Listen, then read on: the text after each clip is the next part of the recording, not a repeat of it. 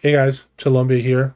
Thank you for clicking on this video. Today I want to talk about my leasing a Tesla, just my general experience and my thoughts on it, and really how it just made me think about change overall. And this particular change was very good.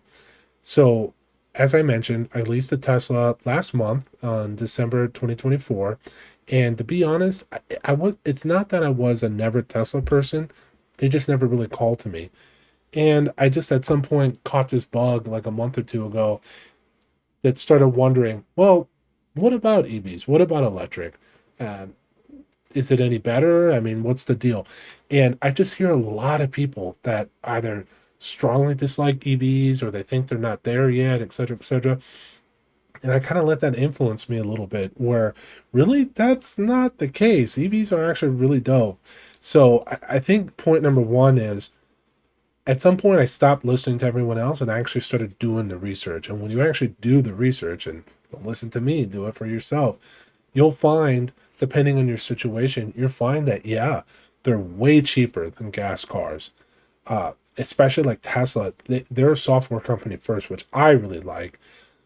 The way they think, they're constantly updating the car. They can just push updates to your car if there's an issue with the car that a software update can fix. They can go ahead and knock that out as well. New features, upgrades that they can do software wise. Now, you might be wondering, well, what do you mean? For example, Teslas that can self drive. So that's an upgrade that you can purchase into, which again, they can push over the air and they can update that, etc. So they're constantly improving your vehicle without it even leaving your driveway or wherever you park, right? So overall, once I actually looked into it, I was like, wow, this is great. Then I looked into the leasing program. It was a 299 for the Tesla Model Y. All in, it was about 320, 340, somewhere in there. I don't remember off the top of my head, but 320, 340. And I thought that was great compared to everything else that's out there.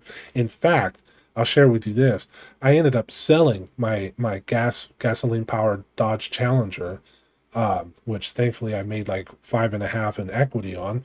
I ended up selling it. That's how much I ended up liking the Tesla.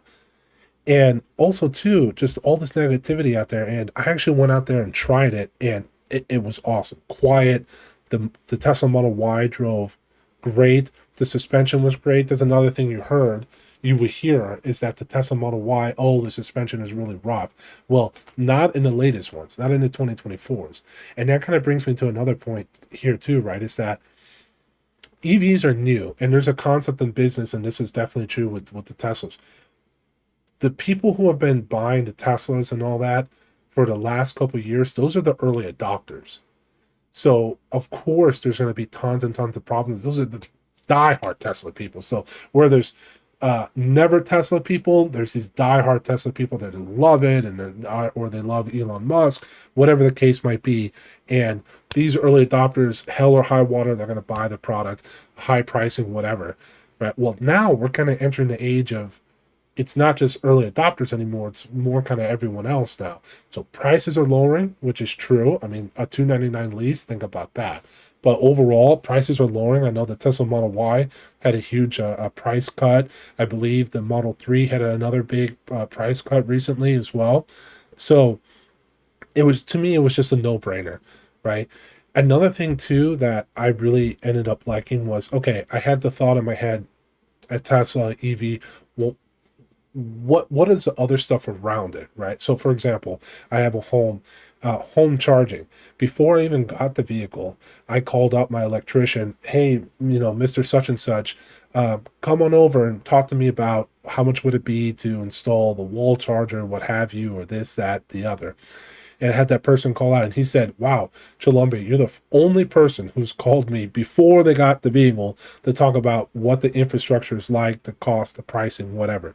Once I found out what that whole story was, I get the charger, it wasn't bad at all. By the way, if you're curious, here in Florida, for the wall charger and having the electrician get it installed and piping it out into your box, for me it was around 1,000, which I think is about market.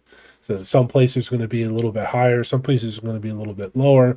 So I think I'm somewhere in the middle there. Let me know your thoughts in the comments.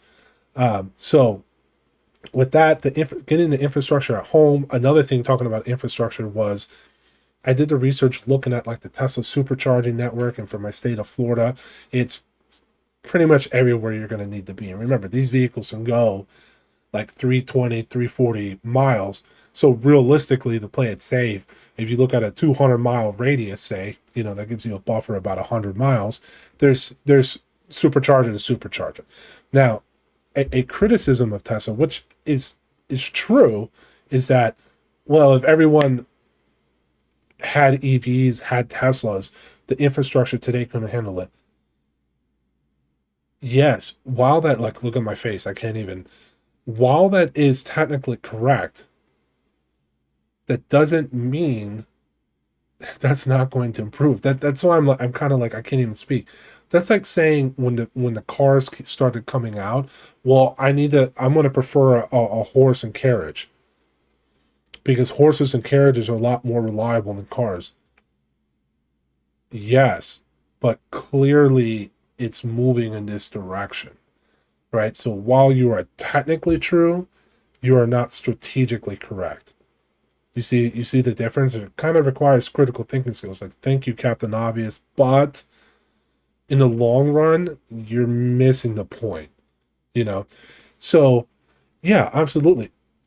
And remember, we're not in the early adopter stage anymore. So for this mass production, this mass appeal, this charging structure, this charging infrastructure is only going to get better. So I was happy about that. Let me not preach too much. And lastly, just the cost, right? I let's see. I don't know why I just said right talking about this, but I think for my home, I've had it about a month now. I probably had to pay $15, and I've driven about 600 miles, which in a gas car I can even maybe like that's already over $100, 160, something like that. Um, if not more, but it's probably around there. So $15 compared to 120, 150, that's crazy. And also too, you got to understand, especially if you don't know about the EVs, there's nothing to them. It's an electric motor with electric modules in the car. I mean, gasoline cars have this as well. The electric modules, brakes, tires, windshield wiper, and windshield fluid. That's it. Versus a gasoline powered car, every little nook and cranny has gears and transmissions and motors and belts and a whole bunch of different fluids and this and differentials and differential fluid and it's 1,000 things that can break. So, oh, another thing too is that the batteries, if you actually look into them, they last about, I think it's like 300, 400,000 miles, which, I mean, the vast majority of people in the United States, I don't even think keep their car past 150,000 miles. And I'm someone who keeps their vehicles for a long time, and I haven't even gone above 98,000. And that's because a transmission died on me. That was an F-150. So either way, once I actually looked into it, I was like, wow, this is great. So to kind of end the video here, yeah, talking about change, that I regret listening to other people for so long rather than saying, hey, you know what? That's a great idea. Strategically, it's moving in this direction. I should look into this. Should not be afraid of the change. Look into the change. Is the change for me? Does the change make sense? Either way, I'm going to make a little bit more Tesla content. So if you'd like that, a big man's perspective, I'll see you around. Thanks, everybody.